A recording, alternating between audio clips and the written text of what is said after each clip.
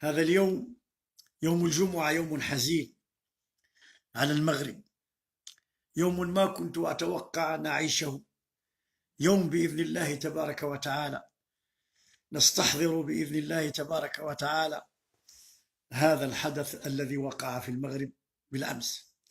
ولذلك نقول وبالله التوفيق، إن أرض الشام هي أرض الإيمان، وإن القرآن حينما يرتفع فإنما يرتفع لكي يذهب إلى الشام، فالشام تكفل الله تعالى لأهل الشام، تكفل الله بأهل الشام. والشام هو الأرض المقدسة التي لا تقبل أبدا أن يسود فيها ظالم، فإنما سميت مقدسة لأن النجاسة لا يمكن أبدا أن تستمر في تلك الأرض. نعم، يمكن أن تمر مرور الكرام، يمكن أن تظل هنالك بعض الوقت، لكن يأبى الله تعالى على أرض الشام. أرض الشام اللي هي سوريا والأردن ولبنان وفلسطين، هذه الأربعة إن شاء الله تبارك وهي التي تكون الشام.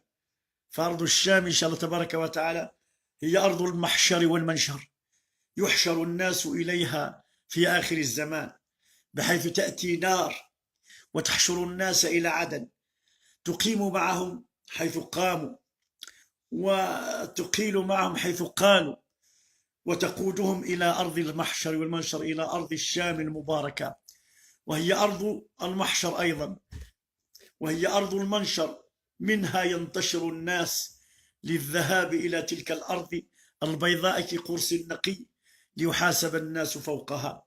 فهي أرض المحشر والمنشر، وهي أرض الإيمان، وهي أرض الفئة المنصورة، حيث يقول عليه الصلاة والسلام: لا تزال طائفة من أمتي ظاهرين على الحق لا يضرهم من خذلهم ولا من خالفهم حتى يأتيهم وعد الله سبحانه وتعالى. قالوا: أين هم؟ قالوا: في بيت المقدس وعند أكناف بيت المقدس، تلك الأرض الطيبة المباركة التي إن شاء الله تبارك وتعالى حررها عمر وفتحها عمر وحررها صلاح الدين بعد أن دخلها الصليبيون، وحافظ عليها الخليفة عبد الحميد الثاني، حافظ عليها تركي، وفتحها كردي، وفتحها عربي، لكن الذي جمع بينهم هو الإسلام، وجمع بينهم إعزاز الدين فأعزهم الله بالدين. قال عمر وهو يدخل إلى أرض فلسطين: كنا قوم أذلة فأعزنا الله بالإسلام، ومهما ابتغينا الإسلام العزة في غير الإسلام أذلنا الله. أرض فلسطين هي أولى القبلتين، وهي ثاني المسجدين، وهي ثالث الحرمين. إذن فهي أولى القبلتين، حيث كان رسول الله يصلي في البداية اتجاهها، وصلى 17 شهرا في اتجاه القدس، وكان يتمنى ويتقلب بوجهه في السماء مستحيا من ربه أن يسأله أن يغير القبلة، وذلك لما بينه وبين اليهود من أمور لا تخفى. ثم هي إن شاء الله ثاني المسجدين، أول مسجد بني هو بيت الله الحرام، ثم الثاني هو مسجد الأقصى، وكان بينهم 40 عاما كما أخبرنا رسول الله صلى الله عليه وسلم. وهو ثالث الحرمين، أي هو المسجد الثالث الذي تشد إليه الرحال، فقد قال عليه الصلاة والسلام: لا تشد الرحال إلا ل3 مساجد: المسجد بيت الله الحرام، ومسجد هذا، والمسجد الأقصى. هذه المساجد ال3. أرض الشام هي إن شاء الله تبارك وتعالى كما أخبرنا رسول الله وكما ورد في القرآن هي مصر الحبيب عليه الصلاة والسلام. سبحان الذي أسرى بعبده من المسجد الحرام إلى المسجد الأقصى الذي باركنا حوله لنريه آياتنا، وهو المعراج، حيث عرج بالنبي صلى الله عليه وسلم من المسجد الأقصى إلى سدرة المنتهى، حيث زج في النور والتقى بربه ورأى من آيات ربه الكبرى، وأكرمه الله تعالى ب50 صلاة عادت 5 صلوات في العمل، 50 في الأجر، وعاد هنالك من هنالك بأواخر سورة البقرة، فهي كنز من كنوز تحت العرش هناك. فلسطين إن شاء الله تبارك وتعالى وأرض الشام هي آية في كتاب الله تعالى. سبحان الذي أسرى بعبده ليلا من المسجد الحرام إلى المسجد الأقصى الذي باركنا حوله. ولن تجد أبدا لكلمات الله تبديلا ولا تحويلا. قضية فلسطين قضية عقيدة ووجود، ليست قضية أرض وحدود، إنها قضية دين. أرض فلسطين هي إن شاء الله وقف على المسلمين جميعا، كل المسلمين وقف عليهم، كما نصت على ذلك العهدة العمرية حينما فتح رضي الله عنه فلسطين وخاصة بيت المقدس رضي الله عنه وأرضاه. إذن فهي بإذن الله وقف على أمة رسول الله أجمعين. وإن عجزت فئة من الأمة أن تخرج المستعمر منها لضعفه في فترة من الفترات، فلا بد إن شاء الله أن يحافظ على هذه المبادئ وأن يحافظ على هذه الثوابت، ثوابت بإذن الله تبارك وتعالى، ثوابت لا يجوز أبدا التنازل عليها، ولا يجوز شرعا إقرار المغتصب لها، ولا يجوز أبدا إقرار الظلم عليها. فالأمة بإذن الله تبارك وتعالى إن ضعفت في فترة من الفترات فلا ينبغي أن تسلم في هذا الأمر، ولكن عليها أن تسلم الراية للأجيال القادمة، عليها أن تشرب محبة الأقصى والقدس لأنه دين للأجيال التي تأتي من بعدنا. لا ينبغي عياذا بالله أن نطبع مع هؤلاء الذين أخرجونا من ديارنا وقتلوا أبناءنا وهدموا مساجدنا واستحلوا محارمنا وفعلوا بنا الأفاعيل. لا يمكن عياذا بالله أن نقرهم على هذا الظلم، لا يمكن أبدا أبدا أن نقر ظالم على ظلمه أبدا. لابد من الوقوف مع المظلوم كيف كان، فكيف إذا كان المظلوم هو أخونا في الدين. إذن فمسألة التطبيع لا يجوز شرعا.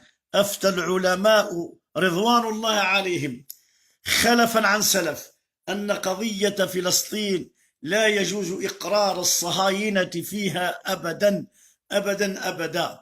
ولذلك قضية فلسطين هي جوهر الصراع بين أهل الحق والباطل، وستؤول في النهاية بإذن الله إلى نصرة الله لأوليائه وتطهير بيت المقدس كما ورد في كتاب الله: فإذا جاء وعد الآخرة ليسوء وجوهكم وليدخلوا المسجد كما دخلوه أول مرة وليتبروا ما علوا تتبيرا.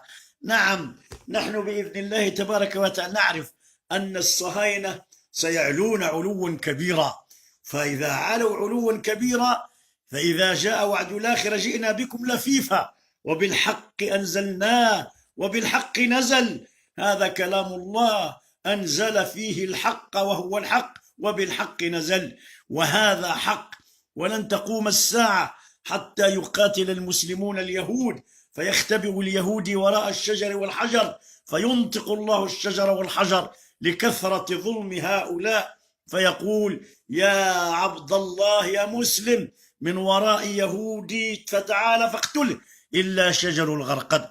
فلا ينبغي إذن أن نقر الصهاينة على ظلمهم.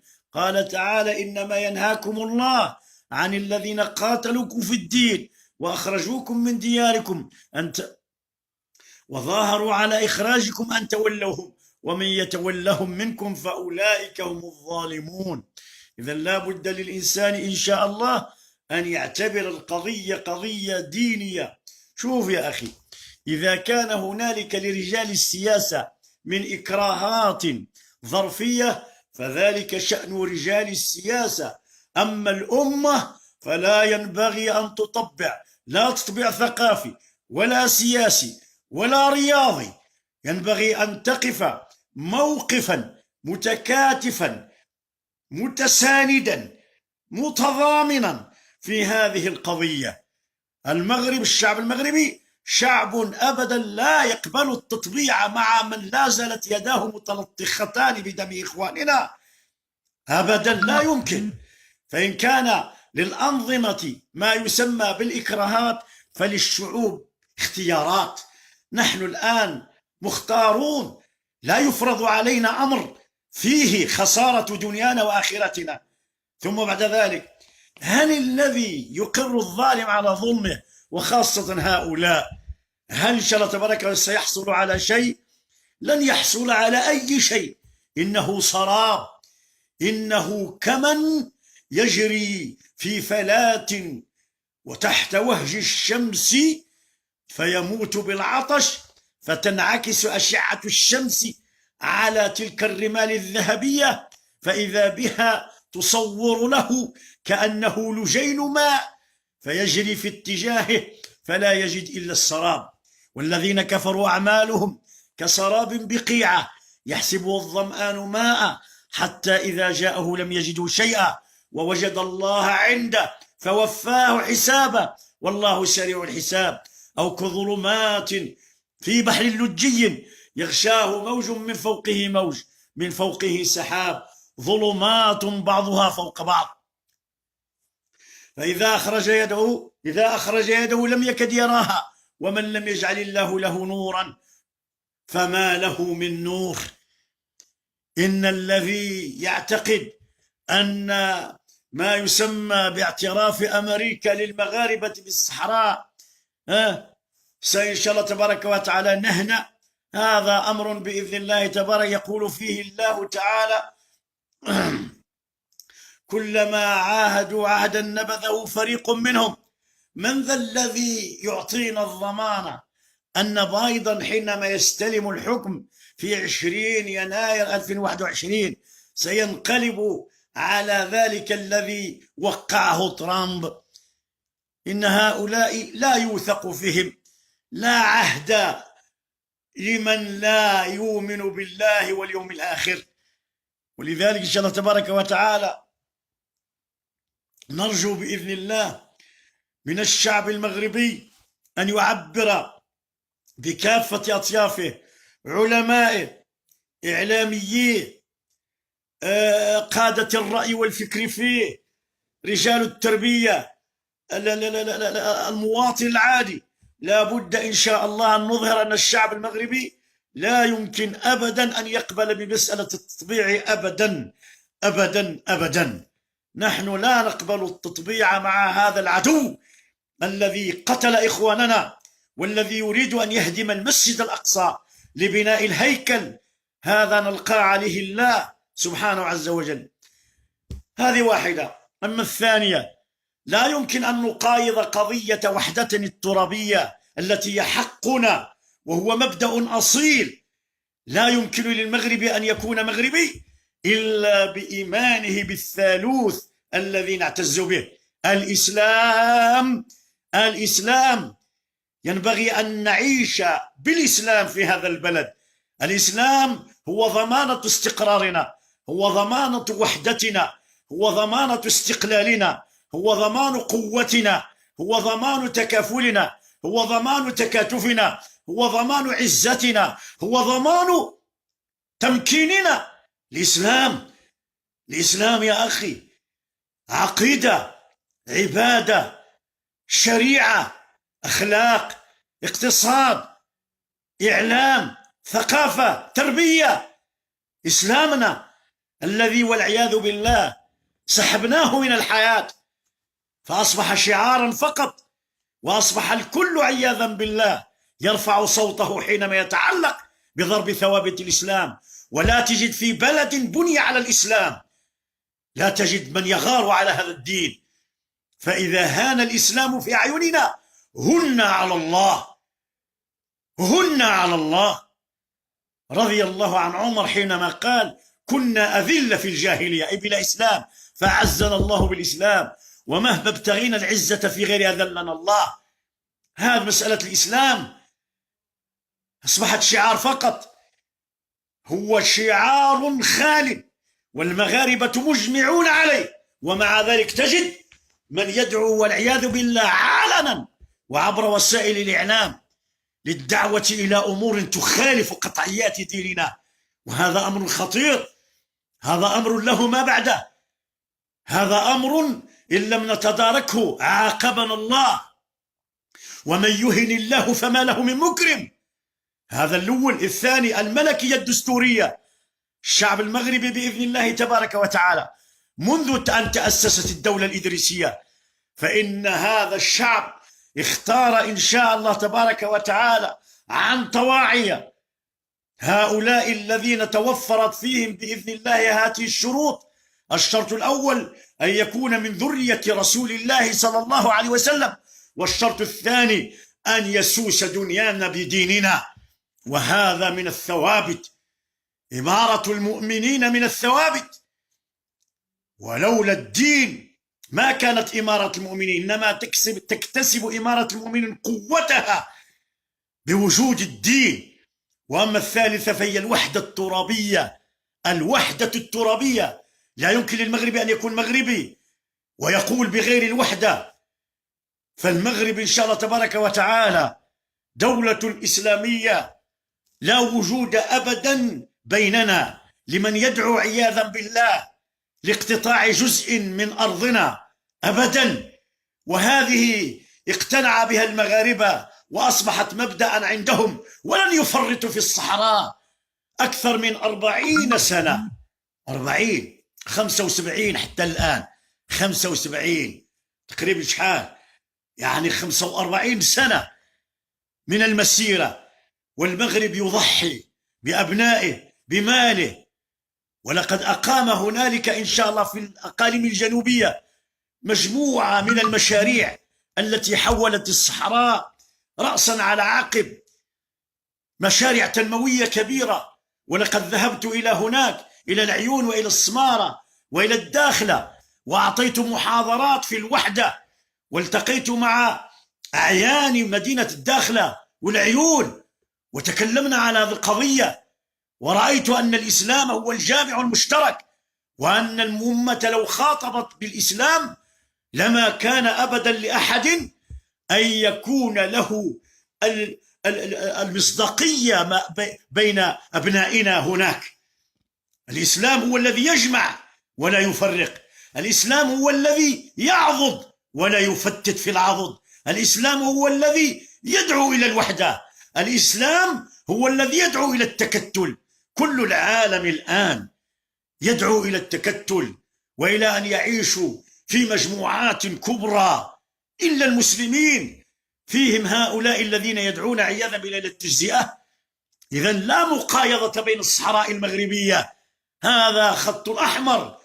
هذه الصحراء هي إن شاء الله تبارك وتعالى من ضمن المبدأ متاع الوحدة الترابية التي لا يكون المغربي مغربي إلا إذا كان مقرا بها، فلا يمكن أبدا أن نساوم بها مع قضية مقدسة أخرى اللي هي قضية فلسطين.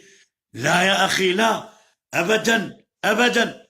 نحن مستعدون في مسألة الصحراء أن نستمر على العطاء في كل المجالات حتى نظل بإذن الله رابطين جسور التواصل مع إخواننا في كل المناطق وبين المسلمين في كل أرض الدنيا. نتواصل من أجل إن شاء الله تبارك وتعالى أن يثبت حقنا، وهو ثابت كما قال الراحل حسن الثاني رحمه الله: المغرب في صحرائه والصحراء في مغربه، في مغربها.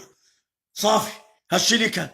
لكن أن نستعملها يعني عربون مقايضة على قضية إخواننا في فلسطين، فهذا أبدا لا نستسيغه، لا نستمرئه. ولذلك فإني فعلا حزين هذا اليوم، يوم الجمعة، على هذه الذي سمعنا، هذا القرار الذي سمعنا. فنسأل الله تبارك وتعالى سبحانه عز وجل أن يتم التراجع عنه بإذن الله.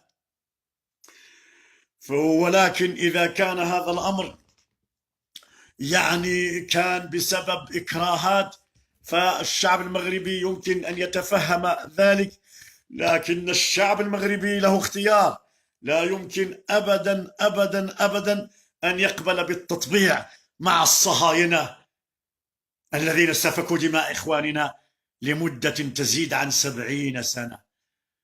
وصلى الله وسلم على حبيبنا محمد، والله من وراء القصد وهو يهدي السبيل، والحمد لله رب العالمين.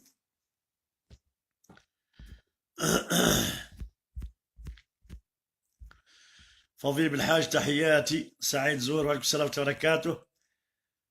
استغفر الله والحمد لله. عيسى البيض، وعليكم السلام ورحمة الله وبركاته. محمد أمين القيراط، وعليكم السلام ورحمة الله وبركاته. بابلو الطنجاوي، وعليكم السلام ورحمة الله وبركاته. سيميون النكايري، لا تطبيع. أحمد الريف، لا تطبيع.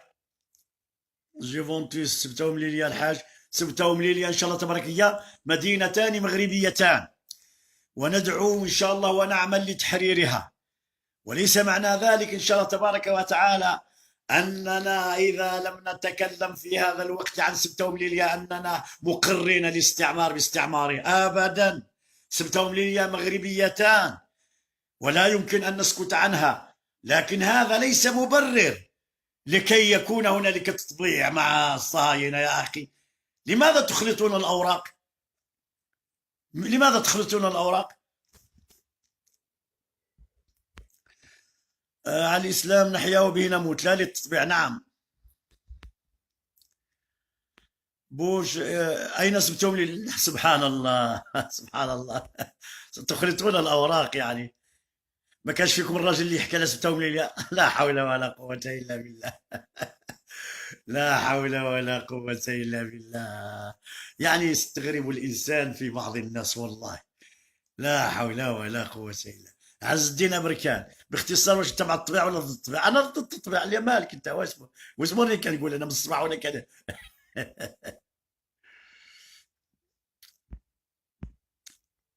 الدريوشي محمد، وعليكم السلام ورحمة الله وبركاته.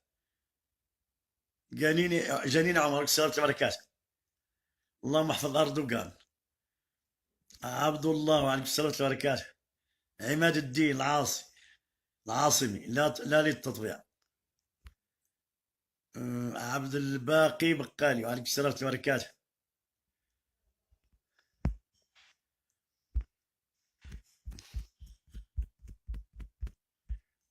عمر بن المختار، والمغرب في قدسي والقدس في المغرب. نعم.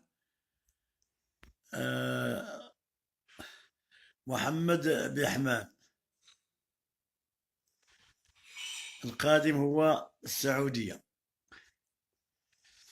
يعني القطار تاع التطبيع هو إن شاء الله تبارك وتعالى مستمر، وأغلب الدول وكل، إن لم نقل كلها، تاع العالم الإسلامي ستقوم بالتطبيع. هذه معروفة، وهي خطوة خطوة. والمقصود هو تصفية قضية فلسطين وتسليم القدس إن شاء الله تبارك وتعالى، وتهيئة لاستقبال دجالهم الذي يحكم الألفية الثالثة بعد حرب هرمجون. وهذا الشيء عندهم كل شيء في الدين تاعهم، غير احنا اللي خلينا الدين ديالنا.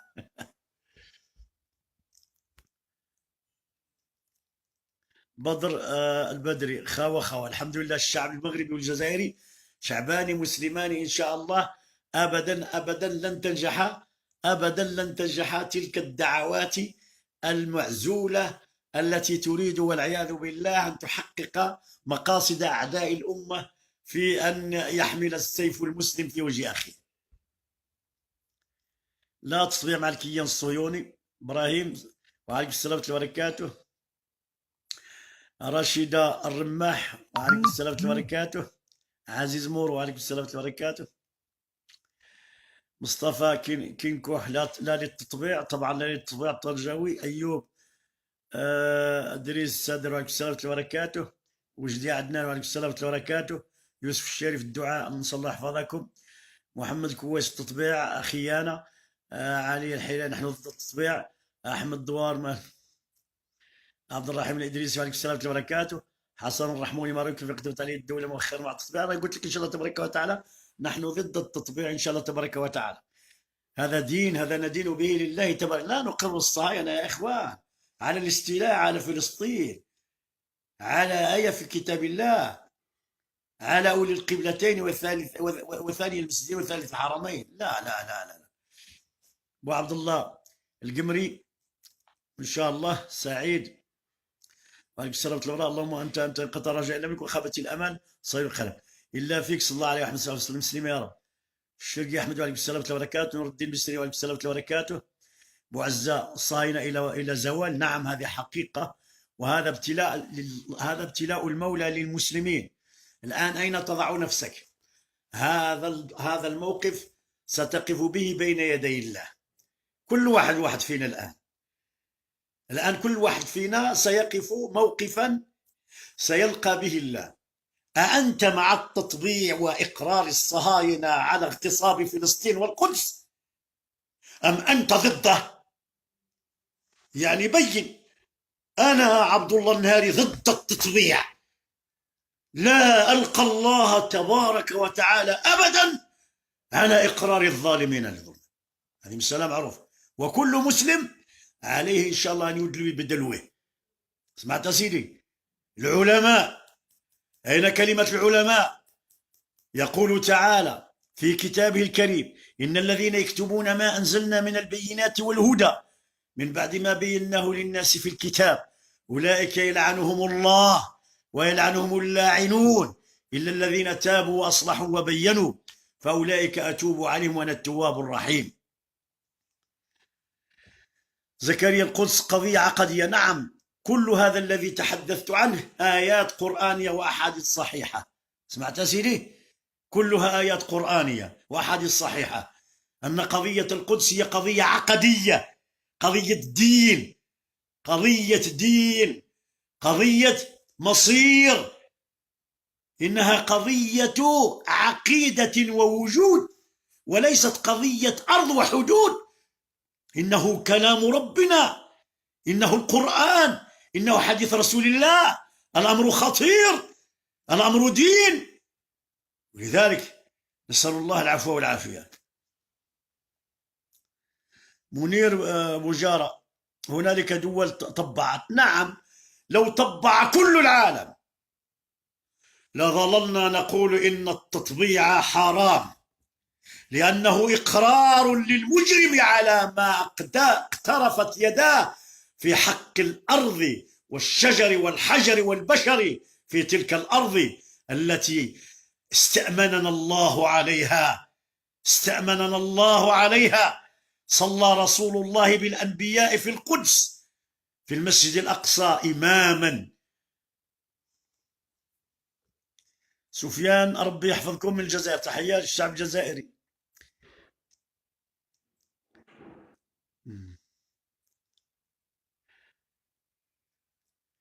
حسين محمد الوادعي: تحيات لكم باليمن للطبيع مع الكيان الصهيوني.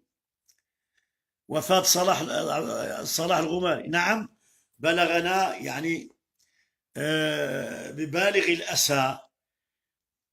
توصلنا هذا الصباح بخبر وفاة أحد الإعلاميين للقناة الثانية صلاح الدين الغماري رحمه الله. وبهذه المناسبة فإنني أبرق بتعازي الحارة إلى عائلته الطيبة الكريمة، إلى والدته، إلى إخوانه، إلى أحبابه، إلى زملائه في المهنة، سائلا الله تعالى أن يغفر له وأن يرحمه وأن يسكنه فسيح جناته وأن يمد له في قبره مد البصر. وأسأل الله تبارك وتعالى الحفظ لجميع المسلمين في كل مكان يا رب العالمين. بخيار اليحيوي: وعليكم السلام ورحمة الله وبركاته. راجية الفردوس: المواطنين المغاربة لا يقبلوا التطبيع لأنهم مسلمون. نعم، هذا كلام جيد طيب. المغاربة لا يقبلون التطبيع ببساطة لأنهم مسلمون، والمسلم أبدا لا يمكن أن يتخلى عن عقيدته، عن قرآنه، عن أحاديث نبيه، عن الوحي الذي يشير إلى أن أرض فلسطين هي ليست ككل الأرض، هي أرض المقدسة، هي أرض الرسالات، هي أرض المحشر والمنشر، هي أولى القبلتين، هي ثالث الحرمين، هي ثاني المسجدين، هي مصر الحبيب، هي معراج الحبيب، هي أرض المحشر والمنشر. لا إله إلا الله. ماذا تقول لمن يقول إن الفلسطينيين باعوا قضيتهم؟ لو باع الفلسطينيون قضيتهم فليتحملوا مسؤوليتهم بين يدي الله. أما نحن فأرض فلسطين هي أرضنا، نحن مسلمون استؤمنا عليها. المغاربة خرجوا من هنا على عهد يعقوب المنصور المريني، ومخروا العباب البحر، وقاتلوا إلى جانب صلاح الدين، وعرفوا بالشكيمة وإقدام وتضحية، ولذلك أكرمهم صلاح الدين فاقتطعهم أرضا حبست باسمهم، اسمها حارة المغاربة، أخذها الصهاينة، وهناك حائط المغاربة، ويا سيدي، وهو الحائط الذي ربط فيه النبي صلى الله عليه وسلم البوراق، سمي بحائط البوراق. ولما قال المسلمون لماذا اقتطعت هذه الأرض وحبستها على المغاربة، يعني كأنهم يريدون أيضا أن يحظوا بنفس الشرف الذي حظي به المغاربة من صلاح الدين، فقال إن هذه المنطقة من المسجد الأقصى رخوة، ولا أستأمن عليها أحدا إلا مثل هؤلاء الأشاوس المغاربة المقاتلين المجاهدين، جزاهم الله خيرا. ولذلك إن شاء الله تبارك وتعالى فهذه المسألة بإذن الله تبارك وتعالى تبين كيف أن المغاربة أبلوا البلاء الحسن في هذه المسألة. بدر حميد، قضية القدس قضية عقيدة. نعم نعم. سامي لافال، ولد به مسعود مع فلسطين ظالمة أو مظلومة. عثمان، وعليكم السلام ورحمة الله وبركاته. أتيجو، طالب العلم ما مفهوم التطبيع شرعا. ما معنى التطبيع؟ أن المسألة إن شاء الله تبارك ماشي طبيعية، هي في الأصل ماشي طبيعية وتردها طبيعية، لا يمكن، يعني هذا ضد الفطرة، حاجة ماشي طبيعية وتردها أنت طبيعية.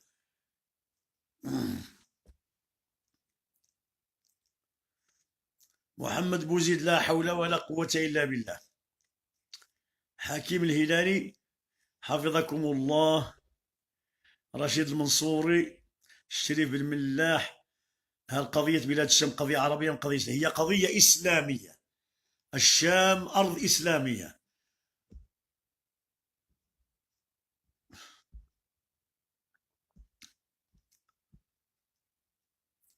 حكيم، لا للتطبيع.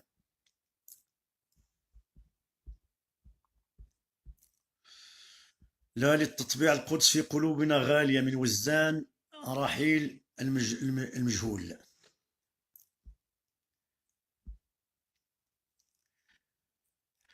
أفاس التجاني من بلجيكا، لا، وألف لا للتطبيع.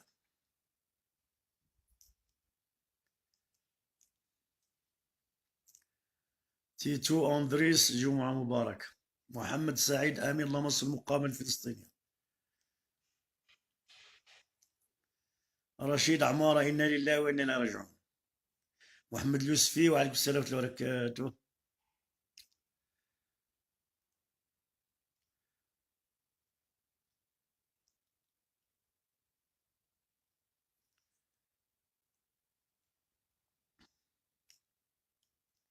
منير بوجراء، إنهم يستعدون معركة نعم نعم نعم.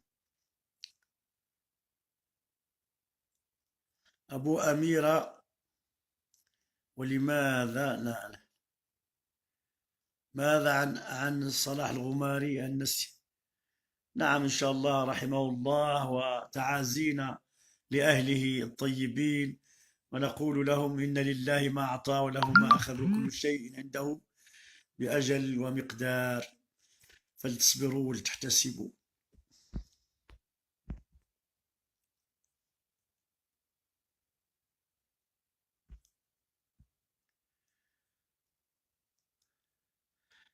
عبد الرحمن مساعد، لا للتطبيع. هشام، لا للتطبيع.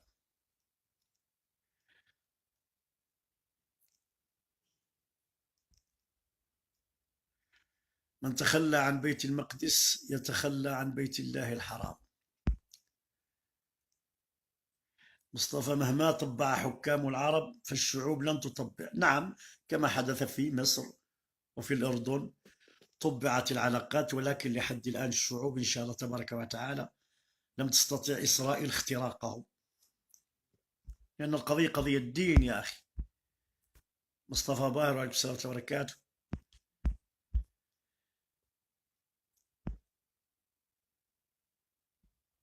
محمد الشنوفي، إخواننا هم الذين يخذلوننا ويريدون أن يفرقوا بين المسلمين. إنا لله وإنا إليه راجعون.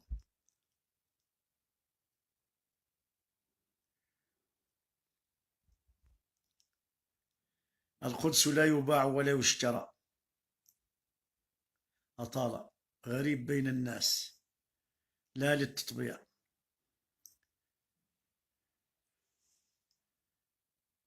عبد الله ودوا لو تدهنوا فيدهنون.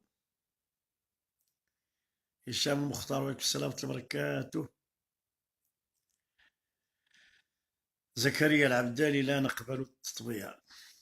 عبد الله اللهم وحد صفوف المسلمين واجمع كلمة على الحق يا رب، آمين آمين.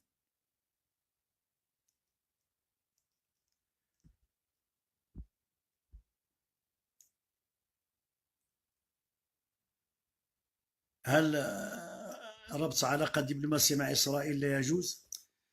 لو أنها ليست معتدية فلقد عاش اليهود بيننا إن شاء الله تبارك وتعالى، واليهود يعيشون بيننا بسلام. فهمت سيدي؟ ولم يعش اليهود بسلام إلا في كان في دولة الإسلام، حيثما ذهبوا إلى أي دولة غير إسلامية إلا وعذبوا. أما المسلمون فهم يخافون الله، وهم يحسنون الجيرة، وهم يأوون الضعيف، وهم يرحمون من لا يجد من يرحمه. ولكن إنا لله وإنا إليه راجعون. كل ذلك لم يرعه كثير من هؤلاء، وذهبوا إلى فلسطين وفعلوا فيها الأفاعيل.